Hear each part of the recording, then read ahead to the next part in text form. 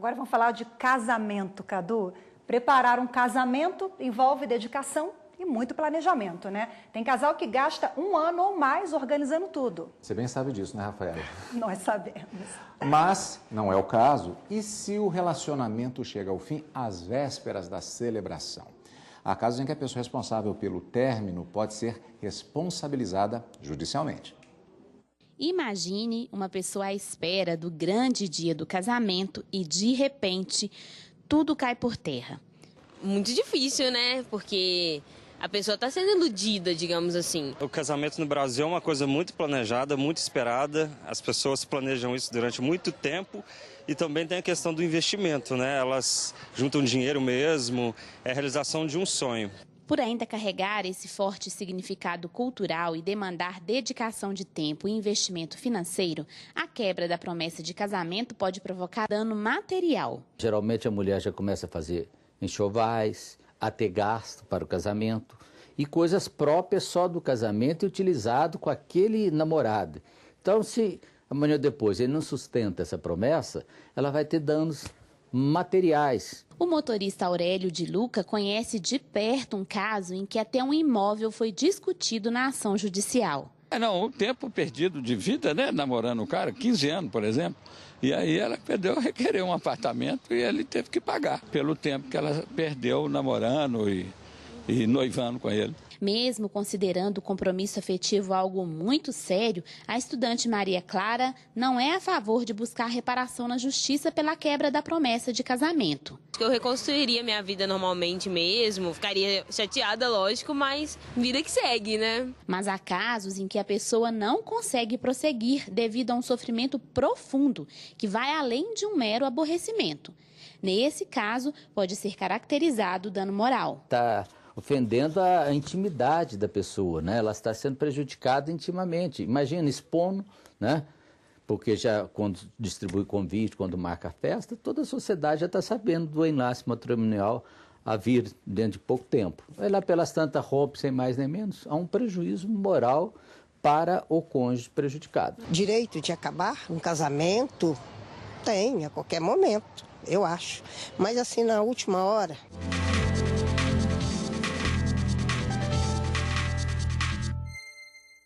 E a gente continua neste assunto. Aqui nos estúdios da TV Justiça, nós conversamos com a advogada Carolina Sena. Antes de mais nada, muito obrigado pela sua presença para falar sobre isso aqui, doutora. Eu que agradeço. Boa Obrigada tarde. pelo convite. Boa tarde. Bom, a referência cinematográfica. Noiva ou noivo em fuga. Não, isso fica bonitinho no cinema, né? Com a Julia Roberts. Mas o que existe um negócio chamado responsabilidade pré-negocial no casamento. O que é isso? Exatamente, Cadu. A responsabilidade pré-negocial é uma possibilidade de responsabilização por aquele ou aquela que desiste do compromisso, né? E aí, a depender do caso, nas vésperas, mas é a pessoa que realmente ela desiste de se casar e isso pode gerar uma indenização por danos materiais e morais. Agora, esse assunto é muito polêmico, não temos jurisprudência ainda no Poder Judiciário, me parece, a respeito, né? Porque as pessoas podem desistir de casar, né? Ok, isso faz parte, pode acontecer, mas quando cabe indenização ou não? É um tema muito polêmico porque todos os operadores do direito, as decisões judiciais e os doutrinadores, eles se dividem a respeito, né, da possibilidade ou não de reparação civil nessa desistência. Porque tem a questão da autonomia da vontade, que eu posso desistir, até aquele momento da celebração do casamento eu posso desistir, mas, por outro lado, existe toda uma preparação do casamento, não só do aspecto financeiro, como do aspecto moral, né? A pessoa cria expectativas, né? E essa frustração gera danos na esfera patrimonial e material. Agora, uma questão importante a se colocar é que, dentre os requisitos para a responsabilidade civil, para essa indenização, dentre eles tem o nexo de causalidade, tem o dano, dentre eles tem o requisito que é o ato ilícito. Então, a princípio, eu desisti de casar, não estou cometendo nenhuma ilicitude. A princípio, eu não estou cometendo. Mas tem umas situações que a nossa legislação equipara, que são as situações de abuso de direito. Então, em regra, os que defendem essa possibilidade de responsabilização, eles consideram eu desistir do casamento um abuso de direito. Mas é claro que para ser caracterizado abuso de direito, eu vou ter que averiguar as circunstâncias que estavam presentes no momento que foi desfeito esse noivado, esse compromisso, essa promessa de casamento. São dois aspectos interessantes aí. a questão moral e a questão material. Por exemplo, as despesas com o casamento. O pedido de indenização, eventualmente, ele tem de ser feito de maneira separada e clara. O dano material e o dano moral em função daquele simbolismo. Aí são diversos elementos subjetivos que podem entrar. Exatamente, né? Lembrando que o dano material ou o dano moral, eles dependem, sim, desses elementos da responsabilidade civil, ambos os danos, mas aí eles são totalmente diferentes.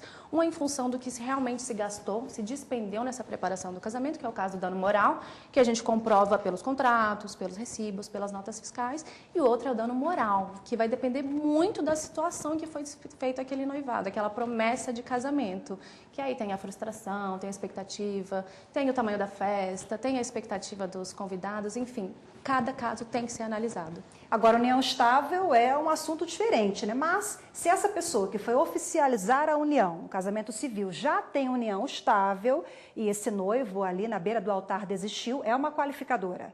Pode ser. Sim, pode ser uma qualificadora também a depender das circunstâncias que esse casal vive, né? Por exemplo, se é um casal que está em união estável durante muito tempo, e combina de formalizar, vamos nos casar, e não tem nenhuma preparação, isso pode ser até um atenuante para a averiguação do dano.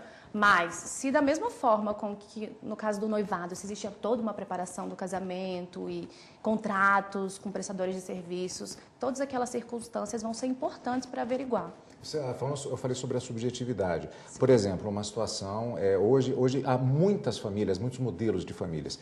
Se uma pessoa, por exemplo, ela tem particularmente uma religiosidade bastante presente, o casamento na igreja é importante, seja católico ou evangélico, né? Isso vai contar, por exemplo, no aspecto moral. Ele se elevaria no caso de uma indenização, por exemplo, como qualificador. Certamente. Todos esses elementos são muito importantes não só para a caracterização da questão do abuso de direito, também para a quantificação desse dano, né? No caso do dano moral, como existe um valor a ser arbitrado, tudo isso vai influenciar. Inclusive a capacidade econômica de quem vai ser condenado, que é um dos elementos da quantificação do dano, e todas essas questões de crença, de expectativas, de tempo de espera, do tamanho da festa, todos esses elementos são importantes. E nesse pedido devem constar as provas ou testemunhal ou documental para comprovarem essa importância, enfim, o tamanho dessa frustração para a pessoa que foi frustrada. Fica o alerta aos noivos, né, Cadu? Obrigada pela entrevista, doutora Carolina. Eu que agradeço. Obrigado, doutora. Boa tarde. Boa tarde.